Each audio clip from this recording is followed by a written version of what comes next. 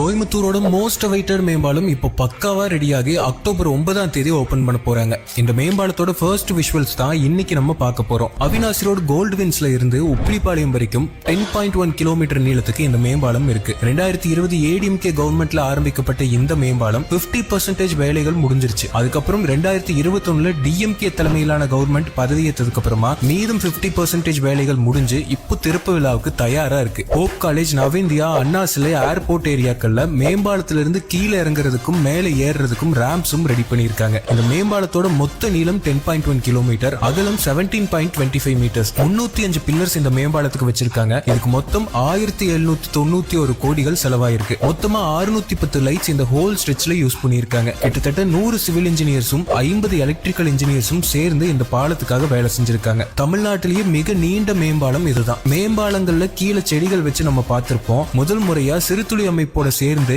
இந்த பாலத்துல மேம்பாலத்து மேலேயே 2 லேனுக்கும் நடுவுல 3000 போகன்வில்லா பாட்டட் பிளான்ஸ் வச்சு ட்ரிப் இரிகேஷன் ரெடி பண்ணிருக்காங்க. மேம்பாலத்தோட கீழ் பகுதிகளிலும் முழுக்க நிறைய மரங்கள் வச்சு ஒரு கிரீன் ஸ்பேஸா ரெடி பண்ணிருக்காங்க. அது மட்டும் இல்லாம 120 பிட்ஸ் போட்டு மழைநீர் சேகரிப்புக்கான பக்காவான ஏற்பாடுகள் இந்த மேம்பாலத்துல ரெடி பண்ணிருக்காங்க. சோ பெருமழை காலங்கள்ல மேம்பாலத்து மேல தண்ணீர் தேங்கவும் போறதில்ல, வேஸ்ட் ஆகவும் போறதில்ல. கிட்டத்தட்ட சிட்டி டிராபிக்ல மாட்டி அரை மணி நேரத்துக்கு மேல ஆயிட்டு இருந்த இந்த தூரம் இனிமேல் தாராளமா உப்பிலிப்பாளையம்ல இருந்து கோல்ட்வின்ஸ் 10 நிமிஷத்துல ரீச் பண்ண முடியும். கோயம்புத்தூரோட மிகப்பெரிய தலைவலியா இருந்த அவினாசி ரோட் டிராபிக் குறைஞ்சு ஸ்மூத்தா டிராவல் பண்றதுக்கான நேரம் வந்தாச்சு.